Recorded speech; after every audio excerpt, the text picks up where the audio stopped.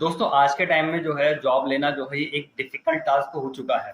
लेकिन इसके पीछे रीजन क्या है? इसके पीछे एक सिंपल सा रीजन है कि हम चीजें नहीं समझ पा रहे हैं और एक इंडस्ट्री क्या चाहती है और हमारा कॉलेज ऑर्गेनाइजेशन हमको क्या सिखा रहा है, उसको हम एक ब्रिज नहीं कर पा रहे हैं। ठीक है। कई बार हम लोग कॉलेज यूनिवर्सिटी की गलती निकाल देते हैं, लेकिन ऐसा बिल्कुल नहीं है। हम चीजें नहीं समझ पा रहे हैं, ये बहुत इंपॉर्टेंट है। तो आज इसी सारी प्रॉब्लम्स का सोल्यूशन लेके मैं आ गया हूँ और हम स्टार्ट कर रहे हैं अपना वीडियो। और इस वीडियो के अंदर हम काफ़ी सारे पॉइंट्स को डिस्कस करेंगे और साथ ही मैं ध्यान रखूंगा कि आपको ऐसे पॉइंट जरूर बताऊं जिसकी वजह से आपको आने वाले टाइम में किसी व्यक्ति का जो है हेल्प लेने का कम से कम जरूरत पड़े। यानी कि मेरा कहने का मतलब साफ तौर पे यही है कि आप किसी रिश्तेदार या भैया या जो भी आपके रिलेटिव्स हैं उनका आप मदद कम से कम है। ठीक है, उनकी मदद से आप एक बार तो जॉब लगी जाएंगे, लेकिन होगा क्या ना कि फिर आप फ्यूचर के लिए अपने आप को पैरालाइज कर लेंगे। आपके अंदर वो स्किल सेट नहीं रहेगा, आपके अंदर वो एंथुजियाज्म नहीं रहेगा, वो मोटिवेशन नहीं रहेगा और आपको हमेशा लगेगा कि आप एक गलत जॉब में फंस गए। तो इन सारी प्रॉब्लम्स का एक ही सोल्यूशन है, फंडामेंटल तरीके से तैयारी करें, अच्छे से तैयारी करें। थोड़ा टाइम लग सकता है लेकिन आपको जो आउटपुट मिलेगा वो बहुत बेहतरीन होगा और कुछ ही साल में आपका एक्सपीरियंस इतना अच्छा हो जाएगा कि आप एक अच्छी पोजीशन जो है किसी भी अच्छे ऑर्गेनाइजेशन में ले सकते हैं, आप जहाँ चाहें वहाँ। ठीक है, सुनने में बहुत ही ऐसा स्ट्रेंज लग रहा होगा कि मतलब ये कैसे हो सकता है, लेकिन सब कुछ पॉसिबल है। ठीक है, अच्छे इंस्टीट्यूट से पढ़ाई करना बहुत ज़रूरी होता है। कई बार हम एक एवरेज इंस्टीट्यूट से भी पढ़ाई कर लेते हैं, उसमें कोई बुराई वाली बात नहीं है। तो बस अब हम क्या कर सकते हैं?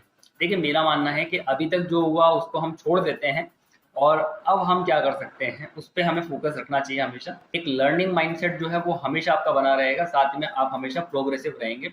और सीखना बहुत ज़रूरी है, चाहे आप किसी भी लेवल पे हो। जब भी आप कोई प्रोफेशनल लाइफ स्टार्ट कर रहे हैं, जो कि आपका नया जर्नी स्टार्ट होने वाला है ना, और ये नया जर्नी जो है वो बहुत खूबसूरत तो नहीं होगा और इसमें काफ़ी सारी मुश्किलें आने वाली हैं, हर्डल्स आएंगे। आपको लगेगा कि हमने इतना कोर्स किया, इतना पैसा लगाया, तो अब हमारे साथ में ये सारी प्रॉब्लम्स क्यों आ रही हैं? ठीक है, तो घबराना नहीं है।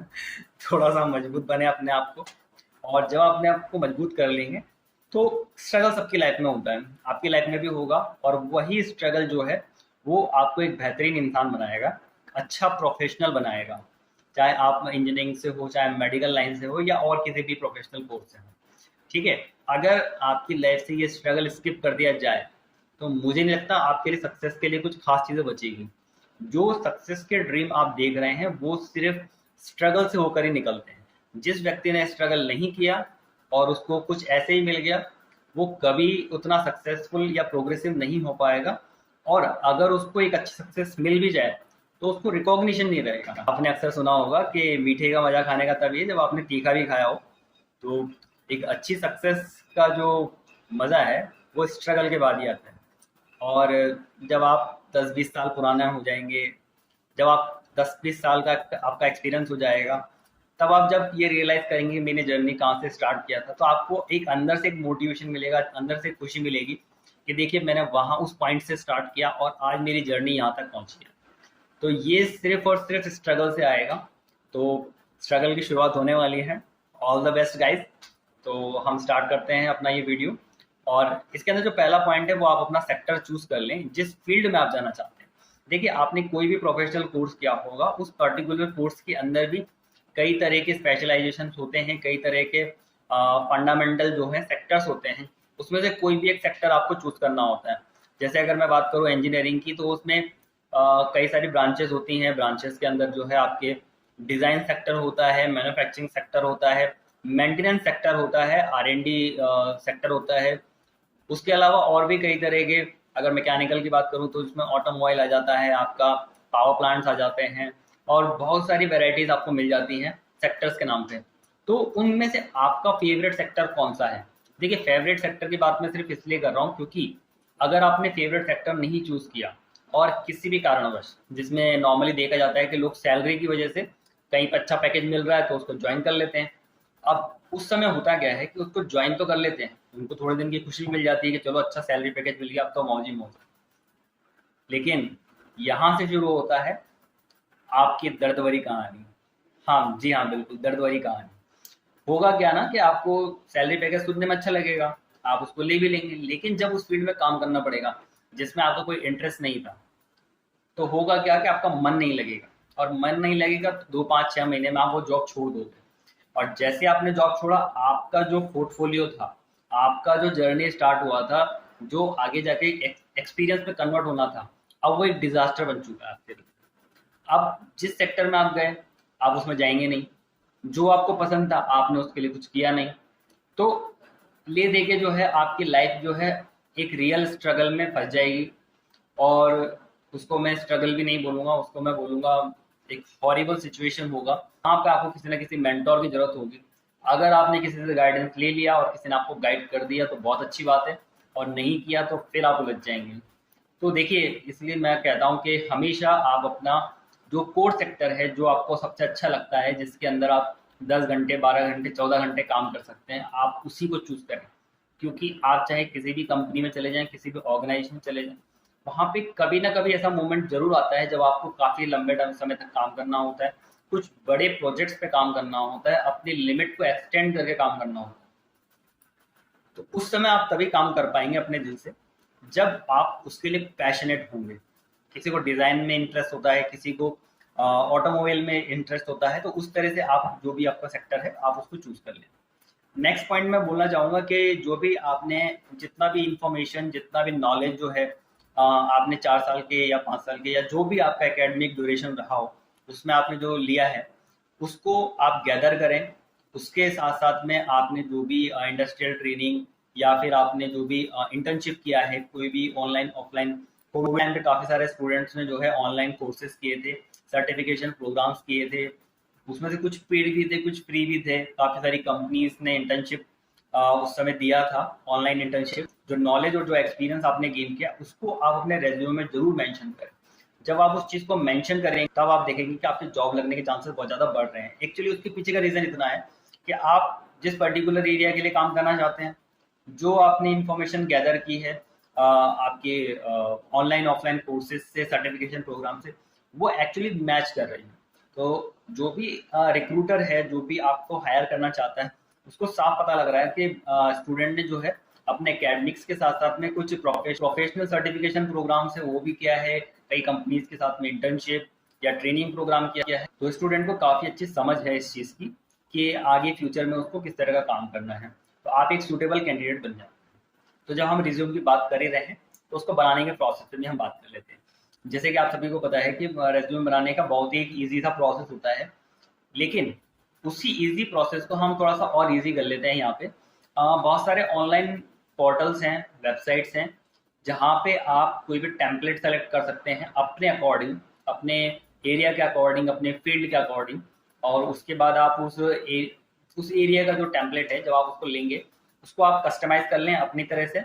और या फिर अगर, और कई बार क्या होता है कि ये वेबसाइट्स जो हैं पेड टेम्पलेट्स प्रोवाइड कराती हैं, और कई स्टूडेंट जो हैं पेड टेम्पलेट्स नहीं लेना चाहते हैं, तो उनके लिए एक ईजी सॉल्यूशन मैं आपको यहाँ पे बता देता हूँ, एक एडिशनल सॉल्यूशन, कि आप जो भी जॉब सर्चिंग वेबसाइट्स हैं, ठीक है, मैं यहाँ पे किसी कंपनी को प्रमोट नहीं करना चाह रहा और ना ही मैं यहाँ पे किसी का नाम लूँगा, लेकिन जो भी टॉप 5 जो भी कंपनीज हैं इंडिया में जॉब सर्च के लिए, आप उनके वेबसाइट पे जाएं, वहाँ पे आपको रिज्यूमे अपलोड करने का भी ऑप्शन मिलता है, साथ में आप अपना रिज्यूमे क्रिएट करने का भी ऑप्शन मिलता है। उसमें से कुछ वर्जन जो है वो फ्री होते हैं, तो वहाँ से आप जो है अपना कैटेगरी वाइज अपना एक अच्छा सा रिज्यूम वहाँ पे क्रिएट करें और फिर उसको डाउनलोड कर लें। उससे होगा क्या कि उसमें जो भी कस्टमाइजेशन होता है उसमें से आधा तो कंपनी करके दे चुकी है, आधा आप कर लेंगे, तो एक अच्छा डिसेंट सा जो आपका रेज्यूमे है वो तैयार हो जाएगा। उसके बाद में जब आपने उस रिज्यूमे में सारी इंफॉर्मेशन डाल दी है, अच्छे से उसको स्ट्रक्चर कर दिया है, आप यहाँ पे 2 मेजर स्टेप्स जो हैं वो कवर कर चुके हैं। पहला, आपने अपना जो फेवरेट जो आपका सेक्टर था जिसके अंदर आप काम करना चाहते थे, आपने उसको चूज किया, उसके हिसाब से आपने सर्टिफिकेशन प्रोग्राम्स किए। उसके बाद में जो सेकंड है, आपने वो सारी इंफॉर्मेशन जो आपके इस फील्ड से रिलेटेड थी आपने उसको रेज्यूम में मेंशन किया। तो अब हम चलते हैं तीसरे पॉइंट की तरफ। देखिए, तीसरा पॉइंट जो है वो थोड़ा सा डिफिकल्ट होगा बाकी 2 के कंपैरिजन में, क्योंकि यहाँ पे आपको निकालनी होगी एचआर की मेल आईडी। अगर कॉलेज कैंपस ड्राइव्स करा रहा है तो बहुत अच्छी बात है, अगर नहीं करा रहा है तो आप ऑफ कैंपस में भी जा सकते हैं, जहाँ पे बाकी सारे जो अदर इंस्टीट्यूट्स होते हैं, अदर यूनिवर्सिटीज़ होती हैं, वहाँ के बच्चे उसमें पार्टिसिपेट कर सकते हैं। ऑफ कैंपस ड्राइव का मतलब ही ये होता है कि वहाँ पे बाकी सारे इंस्टीट्यूट के जो स्टूडेंट्स हैं वो उसमें पार्टिसिपेट कर सकते हैं, तो वहाँ पे भी आपका अच्छा खासा स्कोप हो सकता है। लेकिन अगर दोनों ही चीज़ें आपके लिए अनअवेलेबल हैं तो आप क्या कर सकते हैं, तो आपको एचआर की मेल आईडी जो है इंटरनेट से ही फाइंड आउट करनी होगी, और उसके लिए आप कई तरह के प्लेटफॉर्म्स का इस्तेमाल कर सकते हैं। इंटरनेट पर सारी चीज़ें अवेलेबल है, आप वहाँ से निकाल लें। उसके अलावा आप पर्टिकुलर जो है वेबसाइट्स पे जा सकते हैं, और वहाँ पे जो है कॉन्टेक्ट अस का एक पेज होता है, जहाँ से आप एडमिनिस्ट्रेशन के अंदर काफ़ी सारे लोगों के मेल आईडीज़ मिल जाएंगे, और कई जगह पे एचआर के मेल आईडीज़ भी मिल जाते हैं। उसके अलावा कई सोशल मीडिया पेजेस हैं जहाँ पे आजकल कंपनीज अपनी इन्फॉर्मेशन प्रोवाइड कर रही है, वहाँ से भी आप ये सारी इन्फॉर्मेशन निकाल सकते हैं। और कुछ पर्टिकुलर वेबसाइट जो हैं वो इसी को डेडिकेटेड हैं, और वहाँ से आपको काफ़ी सारी इन्फॉर्मेशन मिल जाएगी, तो आप वहाँ से वो इन्फॉर्मेशन निकाल सकते हैं, और आप डायरेक्टली जो है एचआर को मेल कर सकते हैं। अब जब आपने एचआर की मेल आईडीज निकाल ली है, तो उसके बाद में नेक्स्ट जो आपका स्टेप है वो है एक अच्छा मेल लिखना। देखिए, आपका मेल कैसा होगा उसी पे डिपेंड होगा कि आपका रेज्यूमे कितना इफेक्टिव रहने वाला है। अगर आपने एक अच्छा मेल लिखा है तो जाहिर सी बात है कि एक जो है प्लस पॉइंट आपके लिए रहेगा, और आपके रिज्यूमे को काफ़ी एक बूस्ट मिलेगा।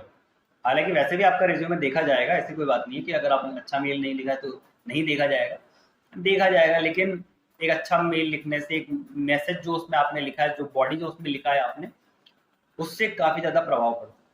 ईमेल सिग्नेचर आप उसमें ज़रूर डाल लें, बहुत इंपॉर्टेंट चीज़ है। यूट्यूब पे आपको मिल जाएगा कि आप कैसे ईमेल सिग्नेचर उसमें इंसर्ट कर सकते हैं अपनी ईमेल में, वो आप कर लें। वैसे बेसिक सा इन्फॉर्मेशन होता है, और काफ़ी सारे स्टूडेंट्स ये कर भी चुके होंगे, लेकिन जो जिन्होंने नहीं किया है, देखिए एक्चुअली हो क्या रहा है कि जो टॉपर्स हैं उनको तो कहीं ना कहीं अच्छी जॉब मिल ही जाएगी, लेकिन जो एवरेज स्टूडेंट्स हैं उनका क्या। तो मैं चाहता हूँ कि ऑलमोस्ट बच्चों को जो है उनके सेक्टर की मन पसंदीदा जॉब मिल जाए, और उसी के लिए हम ये वीडियो शूट कर रहे हैं। ठीक है, जो टॉपर्स हैं उनको तो गाइडेंस की कोई कमी भी नहीं है, ना ही उनको उतना रिक्वायरमेंट है, वो कहीं ना कहीं से जॉब निकाल लेंगे, और काफ़ी कम टाइम में वो जॉब निकाल लेंगे, क्योंकि उनका शुरू से माइंडसेट इसी तरफ रहा है। लेकिन कुछ बच्चे जो होते हैं, कुछ स्टूडेंट जो होते हैं, वो कुछ टाइम के बाद में रियलाइज़ करते हैं कि अब हमें इसका प्रिपरेशन करना होता है। हालांकि वो टाइम तक वो लेट हो चुके होते हैं, लेकिन फिर भी हम अब कम टाइम में क्या कर सकते हैं उसी पे हम जोर दे रहे हैं। तो जब आपने एक अच्छा मेल लिख लिया है तो आपका ऑलमोस्ट काम, या मैं कहूँगी 50% काम हो चुका है। अब आपको इंतज़ार करना है कि आपके पास में कुछ कॉल्स आएँ। तो जब आपके पास में कुछ कॉल्स आएंगे आपको इंटरव्यूज़ देना होगा। देखिए, इंटरव्यू देना बहुत ही डिफ़िकल्ट चीज़ है, ये आप समझ लें, और इसके लिए आपको बहुत ज़्यादा मेहनत करनी है। देखिए, ये मेहनत आपकी कम हो जाएगी जब आप लगातार इंटरव्यूज़ दे रहे हैं। शुरू के कुछ इंटरव्यूज़ आपके लिए डिफ़िकल्ट रहेंगे, लेकिन बाद के जो इंटरव्यूज़ होंगे वो आपके लिए ईज़ी हो जाएंगे। आप समझ जाएंगे कि किस तरह से क्वेश्चंस पुट अप होते हैं, क्या पूछा जाता है, उसका क्या रिस्पॉन्स देना होता है। और साथ में एक और मैं आपको प्लस पॉइंट बता देता हूँ, जिसका बहुत ज़्यादा इफेक्ट होता है। आपको अपने पूरे इंटरव्यू के अंदर ऑनेस्ट रहना है, कहीं से कहीं तक कोई भी फॉल्स इन्फॉर्मेशन नहीं देनी है। आप बिल्कुल उसी तरह से चलें जिस हिसाब से आप प्रिपरेशन करके गए हैं। अगर कोई आउट ऑफ द बॉक्स अगर क्वेश्चन आ भी जाए, अगर आपको पता है, आपको उसका एक ठीक ठाक सा आंसर पता है, तो आप दे दें। अदरवाइज आप डायरेक्टली मना कर सकते हैं कि सर ऑनेस्टली मुझे इसका आंसर नहीं पता है। ये बहुत इफेक्टिव होता है। देखिए, ऑनेस्टी तो हर एक चीज़ में ज़रूरी है। जो व्यक्ति डिसऑनेस्ट है उसका तो आप समझ ही सकते हैं कि वो क्या ही कुछ कर सकता है अपनी लाइफ में, है ना। तो ऑनेस्ट आप जब रहेंगे तो आप ऑर्गेनाइजेशन के लिए एक सही व्यक्ति बन जाते हैं उस समय, और आप एक सूटेबल कैंडिडेट होते हैं। क्योंकि काम करना तो देखो ज़रूरी है ही, और अब प्रोफेशनल लोग काम कर भी लेते हैं, लेकिन जितना ज़्यादा व्यक्ति ऑनेस्ट होता है उस ऑर्गेनाइजेशन के लिए वो उतना ही बेनिफिशियल भी होता है, और वो उस समय एक एसेट की तरह होता है, ना कि एक लाइबिलिटी की तरह। ठीक है, एसेट और लाइबिलिटी के बारे में मैंने थोड़ा सा बताया है ना, जनरल एक वे में, कि एक व्यक्ति एसेट कब होता है, एक इवेंट एसेट कब होता है, और एक व्यक्ति या इवेंट जो है एक लाइबिलिटी कब होता है। तो इसके बारे में एक वीडियो है जो आप देख सकते हैं प्लेलिस्ट में जाके। तो हम बात कर रहे थे इंटरव्यू प्रिपरेशन की। तो अच्छे से आप इंटरव्यू प्रिपरेशन करें, जितना आपको पता है उतना बताएं। आप अपनी ट्रेनिंग्स और आपके जो प्रोजेक्ट्स हैं उसके बारे में ज़रूर वहाँ पे बातचीत करें, क्योंकि उससे ही आपका जो है एक अच्छा खासा जो है आपका आउटलाइन बनने वाला है। क्योंकि देखिए, बहुत कम टाइम होता है जिसके अंदर उनको आपको जज करना होता है। तो उसके लिए आपका एकेडमिक्स, आपका ट्रेनिंग, आपका इंटरव्यू, ये सारी चीज़ें इंपॉर्टेंट होती हैं। तो ये तो हो गया डायरेक्ट इंटरव्यूज के लिए। लेकिन अगर आप ऑफ कैंपस ड्राइव में जा रहे हैं, या आपका कॉलेज कैंपस ड्राइव करवा रहा है, तो वहाँ पे आप एक चीज़ जरूर समझ लें कि वहाँ पे आप अकेले नहीं होने वाले हैं। वहाँ पे आपके साथ में 100-200 हो सकता है 300-400 बच्चे भी बैठे होंगे। तो इतने सारे कैंडिडेट के बीच में आपका इंटरव्यू होगा, इसके चांसेस बहुत कम है। इसके चांसेस सिर्फ एक चीज़ पे डिपेंड करते हैं, वो है जीडी राउंड, या कई बार कई अलग अलग तरह के राउंड्स रखवा दिए जाते हैं, जिससे कि स्टूडेंट्स को फिल्टर कर दिया जाए। 500-600 स्टूडेंट्स में से कुछ 150 स्टूडेंट्स ऐसे होते हैं जिनको फाइनल राउंड तक पहुंचाया जाता है।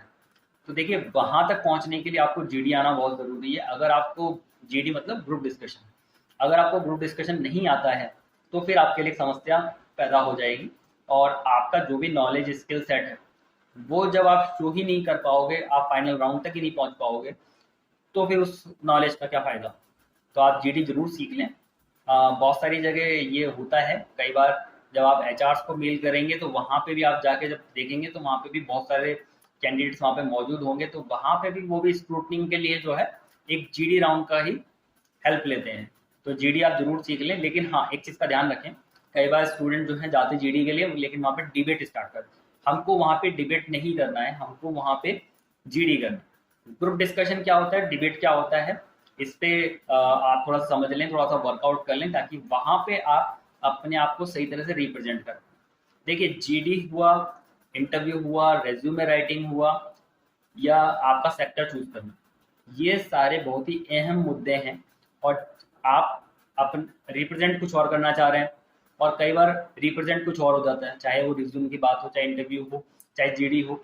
अगर इस तरह की चीज़ें होंगी तो देखिए, आप वो सही जॉब नहीं ले पाएंगे जो आप लेना चाहते हैं या जिसके आप हकदार हैं। तो एक बार ये सारा प्रोसेस हो गया, उसके बाद जो है बारी आती है आपसे लास्ट क्वेश्चन की।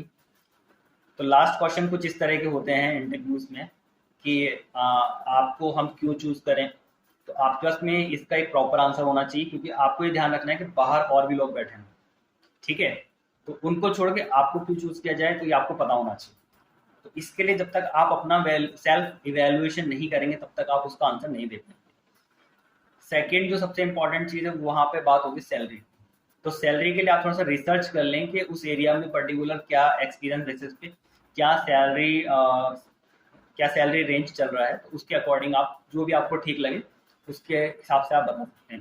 लेकिन मैं आपको बता दूँ, स्टार्टिंग में सैलरी को आपको प्रेफरेंस नहीं देना है, क्योंकि अगर आपने सैलरी को प्रेफरेंस दिया तो आपका ड्रीम जॉब निकल जाएगा। आप हमेशा जॉब को, अपने वर्क को प्रेफरेंस दें, स्किल सेट को प्रेफरेंस दें। जब आप स्किल्ड होंगे, एक्सपीरियंस होंगे, तो जाहिर सी बात है एक टाइम के बाद में आपको जो चाहिए वो सैलरी मिल जाएगा, कोई उसमें बहुत बड़ी बात नहीं है। लेकिन सब लोग जो है सैलरी के ट्रैप में फंस जाते हैं और सिर्फ सैलरी के पीछे भागते हैं, इसलिए वो स्किल सेट को जनरेट नहीं कर पाते हैं। तो उस चक्करों में ना फंसे, बहुत ही स्ट्रेट फॉरवर्ड चलें, किसी भी तरह का शॉर्टकट का इस्तेमाल ना करें, तो आपको एक जॉब मिलना तय है। और आप किसी भी भैया या किसी भी तरह का जेब चेक लगा के जो जॉब ले रहे हैं उसके पीछे ना भागे। अगर आपने एक बार ये पूरा प्रोसेस डन किया और आपने अगर पहली जॉब अपनी मेहनत से ली, तो आपको फिर कभी भी किसी की हेल्प की जरूरत नहीं पड़ेगी, चाहे वो जॉब किसी भी लेवल की हो। मैं बता रहा हूँ आपको कि चाहे आप सुपरवाइजर में जा रहे हैं, चाहे आप मैनेजर रैंक में जा रहे हैं, चाहे आप उससे भी बड़ी पोस्ट में, या मैं किसी ऑर्गेनाइजेशन के अंदर जो टॉप 5 प्लेस होते हैं, अगर आप वहाँ पे भी जा रहे हैं और अगर आपने सही से काम किया है, तो भी आपको किसी की ज़रूरत नहीं है, आप ऐसे जॉब निकाल लेंगे। तो कोई बहुत बड़ी बात नहीं है। और बहुत ही कम एज में बहुत सारे लोग जो है बड़ी बड़ी पोस्ट तक पहुँचे हैं, लेकिन पहुँचे अपने दम पे, ठीक है। तो अपने ऊपर काम करें, सेल्फ इवेल्युएशन करें, किन चीज़ों की कमी है उनको फुलफिल करें, और फिर अपने आप को सही से रिप्रेजेंट करें। हाँ, यहाँ पे एक और इम्पॉर्टेंट बात मुझे याद आ गई है, जो मैं आपको बता देता हूँ, हालांकि वो पॉइंट में नहीं थी। देखिए, अगर आपको लगता है कि किसी भी तरह से आप अपने आप को रिप्रेजेंट नहीं कर पा रहे, तो आप एक पर्सनैलिटी डेवलपमेंट का कोई छोटा सा कोर्स कर लें।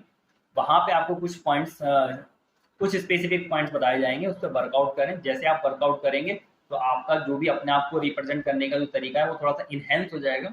जब वो चीज़ इन्हेंस हो जाएगी तो उसके बाद में आप अपने आप को सही से रिप्रेजेंट कर पाएंगे, ठीक है। तो आई होप कि मैंने यहाँ पे सारे पॉइंट्स रख दिए हैं और आप उनको समझ लेंगे।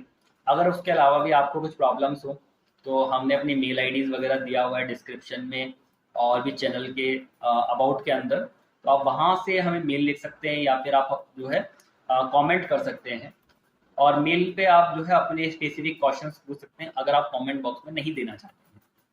और अगर आपको इस तरह के और भी वीडियोस चाहिए, अलग अलग पॉइंट्स पे वीडियो चाहिए, टॉपिक्स पे वीडियो चाहिए, तो आप हमें कमेंट कर दें, तो हम इस पर वीडियो बनाने का जरूर कोशिश करेंगे। धन्यवाद।